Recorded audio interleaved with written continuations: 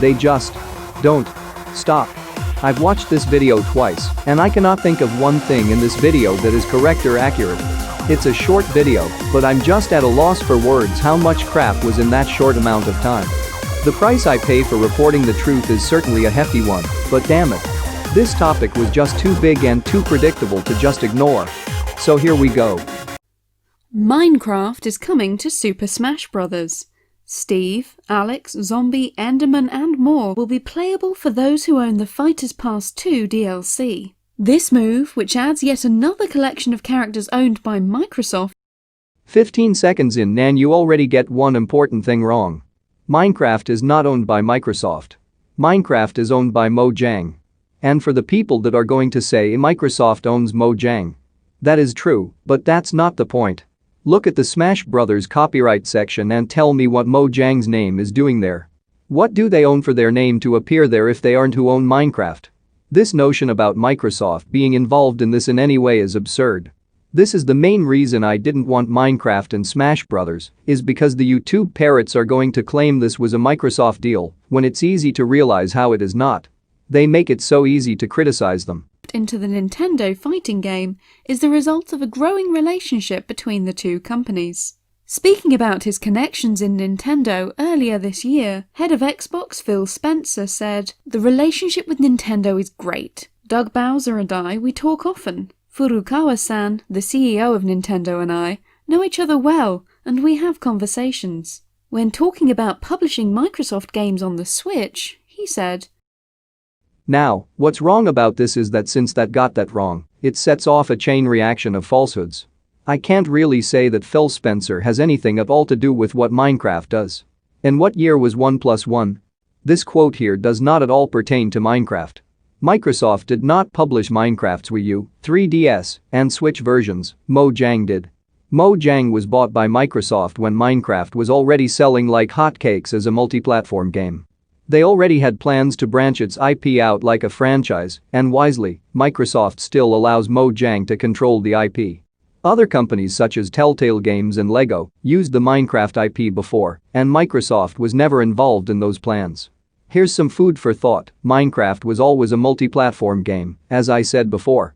It wasn't a series that Microsoft created and they just felt like, quote, lending it to Nintendo. No, it's on game consoles, computers, mobile tablets. They're trying to put it on literally any device that can play it.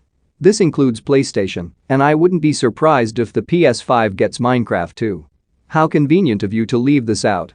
"We've been learning. Some of our development partners have really wanted to go do this, and we want to support the desires of our creative talent. Some of this has been partner-led. Minecraft was the first major Microsoft brand to be brought to Nintendo platforms, and it seems that this decision was at least in part pushed, as Spencer suggests, by developer Mojang." Finally, a mention of the rightful IP holder of Minecraft. What's wrong here, though, is that Mojang doesn't just develop Minecraft. They are also the publisher. The only versions they don't publish are the ones on PlayStation and Xbox platforms. So further proof, if you needed any, how Microsoft gets very little in the way of Minecraft's affairs. The company's COO, Vu Bui, said shortly before the announcement of Minecraft for the Wii U, "If I had my way, we'd be on everything. We want to continue to be available to all players, and that means being on new platforms because everyone uses something different. I've never heard a reason why we haven't ended up on Wii U or 3DS. So Minecraft came to the Wii U, and both Nintendo and Microsoft reaped the benefits. The port was a phenomenal success. The next step for the two companies." Really? All versions of Minecraft so far have sold over 200 million units. Minecraft for Wii U sold 1.47 million units. Is that really a success? That's not even 1%. I mean, sure, it was a miracle for Wii U games to sell that much, but it's not like Minecraft lived and died with Nintendo. They would still sell over 200 million copies without them. Was to work together even more closely, with the introduction of cross-platform play between the Xbox and the Switch. Said Minecraft executive producer Roger Carpenter, "Since the release of the Wii U version in 2016, we've been building up a more amicable relationship with Nintendo. With the move to the Bedrock Edition in June, more so than before, we've realised cross-platform play, and that seems to have appealed to a lot more users. Right? But that's not for Nintendo's benefit. It's for the product's benefit. So long as there are players to play with, the game is still enjoyable. It's not really a game where one player just explores and builds stuff on their own.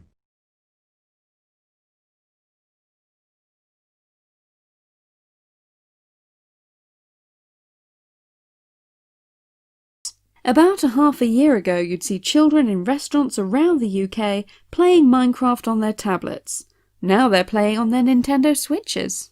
At around the same time as Carpenter made these remarks, Masahiro Sakurai was starting a new playthrough in Minecraft on the Switch. This time around he tried out survival mode and was enthralled by the simple fun of collecting resources in the hopes that they would prove useful later. Survival mode was fun, tense and deeply satisfying. Plus, he could play the game while riding on his exercise bike, which felt like useful multitasking. Lol. This is a whole nother kind of wrong. Do not play games while pedaling on an exercise bike. Yet the Sakurai loyalists will claim how he can do no wrong. If he can exercise while gaming, then he can eat a meal in his office, get sunlight in his office, and all the other absurd claims that these lemmings of his eat up. What a hypocrite.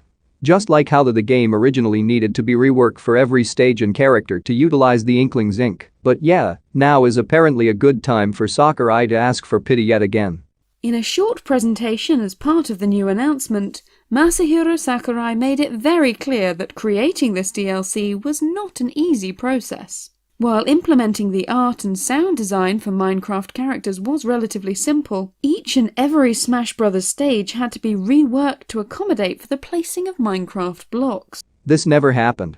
Nobody at Nintendo just walked up to Sakurai to ask him if he could put Minecraft in the product.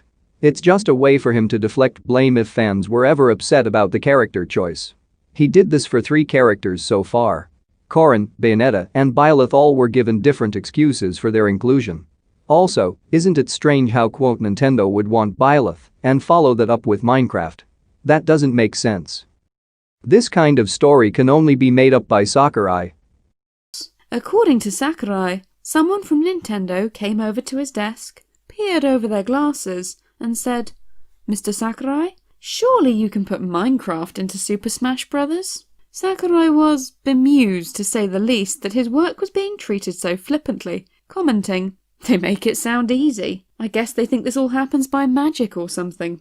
Nevertheless, this crossover proves that when people work together instead of fighting, great things can be accomplished. Perhaps there was some magic behind the arrival of Minecraft Steve in Smash. The magic of friendship.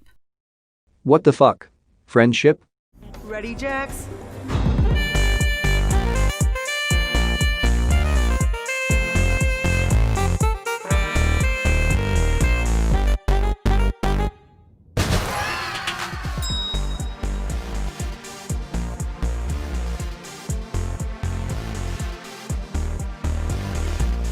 No, Sakurai wanted a character, and Mojang obliged. If that's friendship, then any guest character appearance is friendship. It makes no sense. It's a business move. I cannot lie, my brains have been scrambled by watching this video. I don't think I'll ever be as smart as I was before. I'm sorry.